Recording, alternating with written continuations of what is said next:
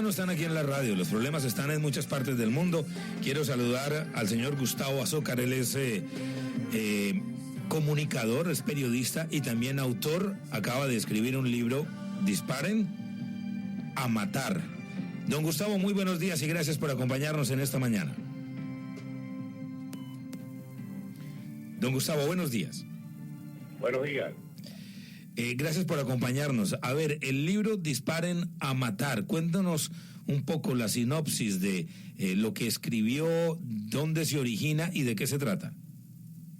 Bueno, fundamentalmente es un libro de periodismo de investigación, tiene que ver con lo que está ocurriendo en Venezuela y más concretamente en la Fuerza Armada Nacional Bolivariana, es decir, en las fuerzas militares de mi país.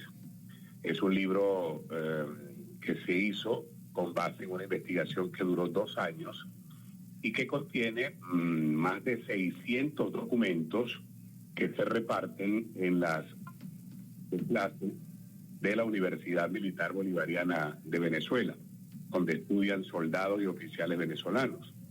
Esta investigación determinó que hay un proceso de adoctrinamiento, un proceso de ideologización al que están siendo sometidos los soldados y los oficiales venezolanos que estudian en la Universidad Militar Bolivariana de Venezuela para convertirlos en agentes del comunismo internacional. Dentro del libro usted dice que es una recopilación de historias y también una investigación de lo que está ocurriendo. ¿Desde cuándo ocurre este adoctrinamiento en las fuerzas militares?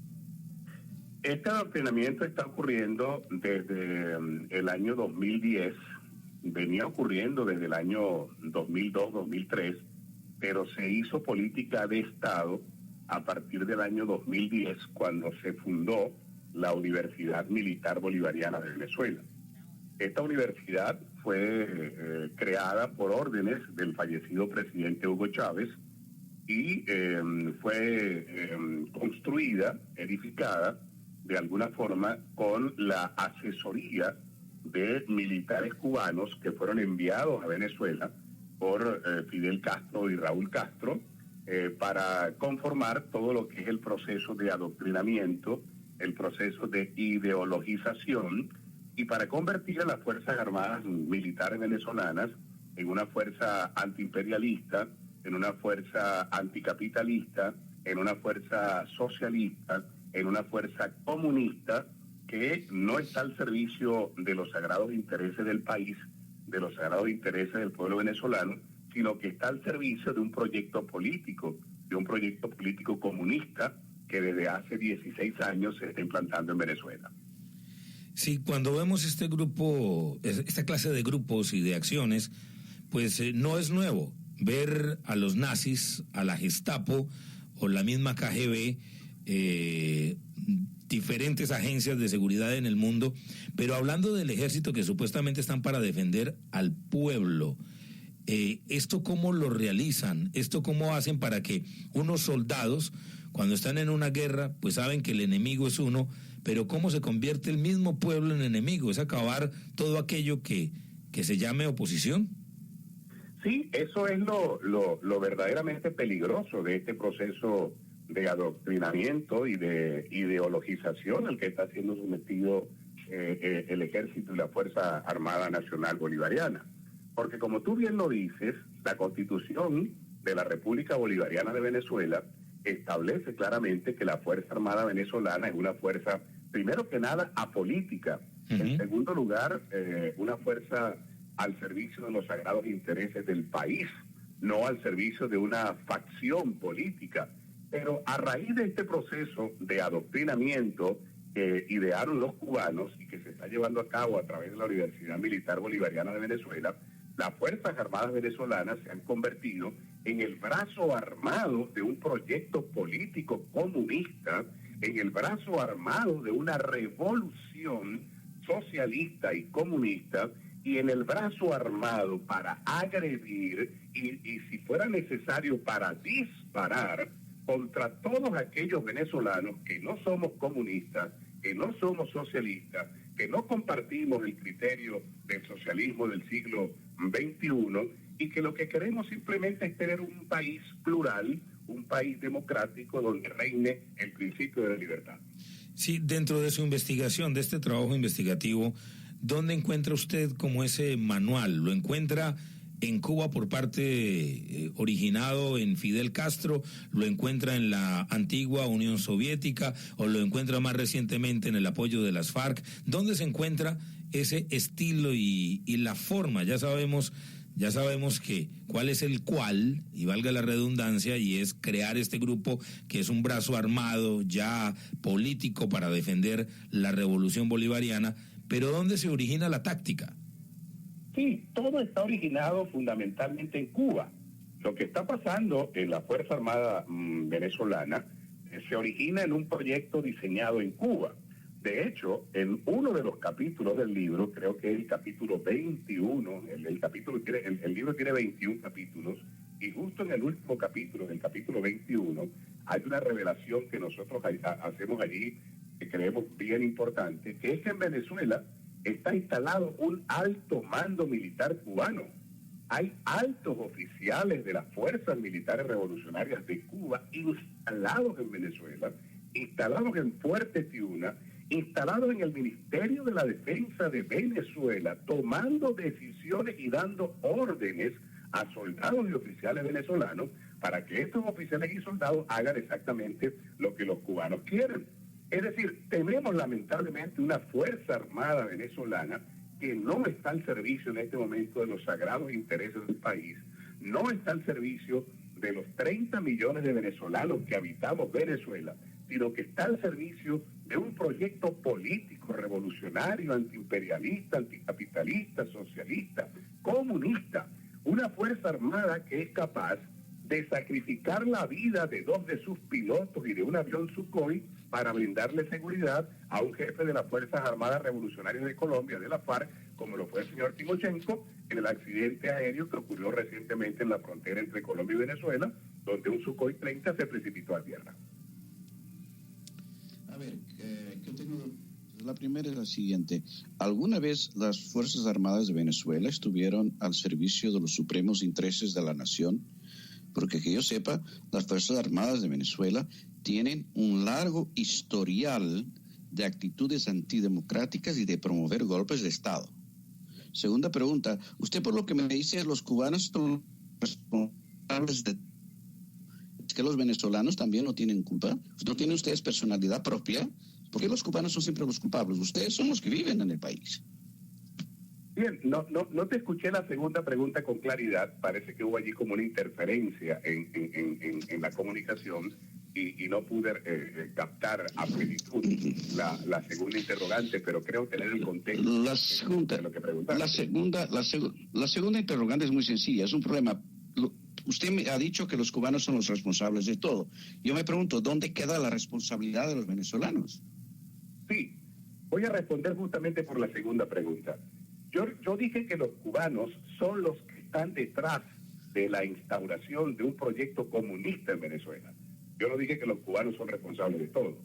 Dije, y por favor abro comillas para que se recuerde bien lo que estoy diciendo, dije que los cubanos son los que están detrás del proyecto de ideologización y adoctrinamiento de las Fuerzas Armadas venezolanas. Eso fue lo que dije, cierro comillas. No dije que los cubanos eran responsables de todo, para que estemos claros.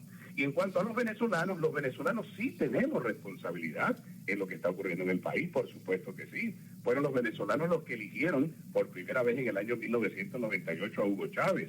Fueron los venezolanos los que reeligieron a Hugo Chávez posteriormente en el año 2000, después en el año 2006 y después en el año 2012. De modo que los venezolanos somos culpables porque colocamos en la presidencia de la República a un militar que no solamente no estaba preparado para gobernar al país, sino a un militar que lo que tenía era un proyecto comunista para Venezuela.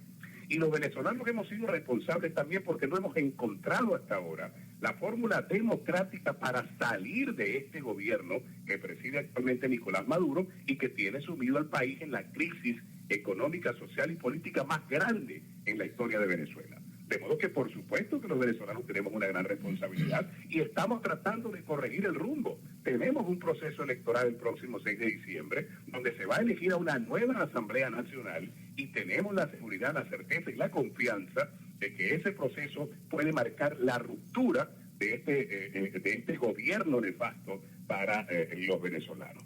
Luego, volviendo a tu pregunta, las Fuerzas Armadas venezolanas fueron democratizadas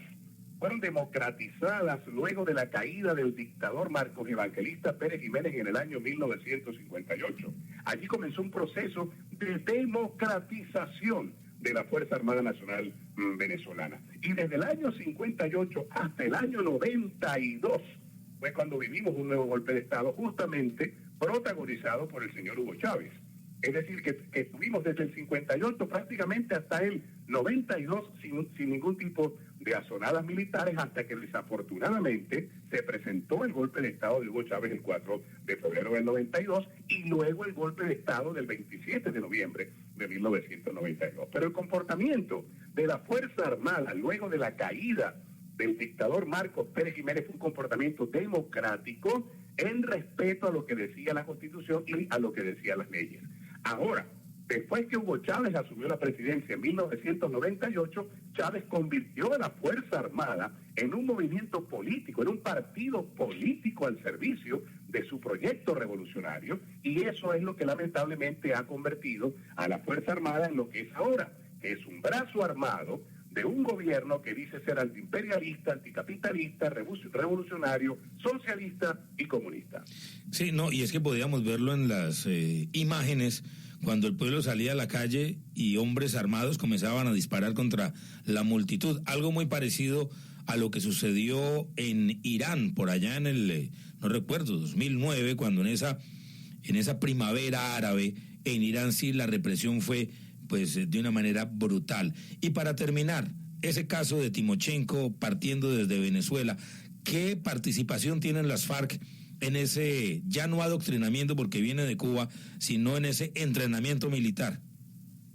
Bueno, yo creo que ha quedado suficientemente demostrado el contubernio que existe entre el gobierno de Venezuela y las Fuerzas Armadas Revolucionarias de Colombia. Eso lo inició Hugo Chávez mucho antes de ganar la presidencia de la República en el año 98. Los contactos de Hugo Chávez con la Fuerza Armada Revolucionaria de Colombia, con las FARC, comenzaron incluso mucho antes del golpe de Estado del año 92. Desde la década de los 90, Hugo Chávez mantuvo estrecha relación con las Fuerzas Armadas Revolucionarias de Colombia. Y ya en la presidencia, Chávez puso al servicio de las FARC prácticamente todo el territorio venezolano para que las FARC pudieran hacer lo que les diera la gana en nuestro territorio. Hoy día, para nadie es un secreto que las FARC gobiernan por lo menos un estado en Venezuela, que es el estado Apure, fronterizo con Colombia. Allí está la principal base de las FARC en territorio venezolano.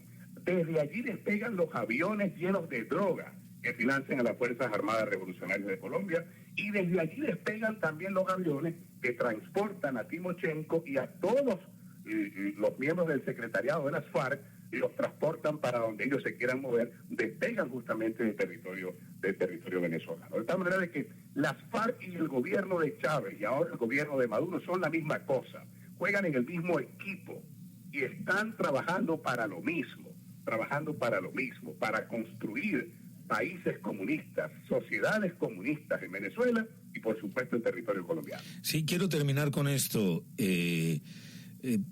señor Azócar, que tiene que ver con la manera en que los venezolanos pues querían un cambio.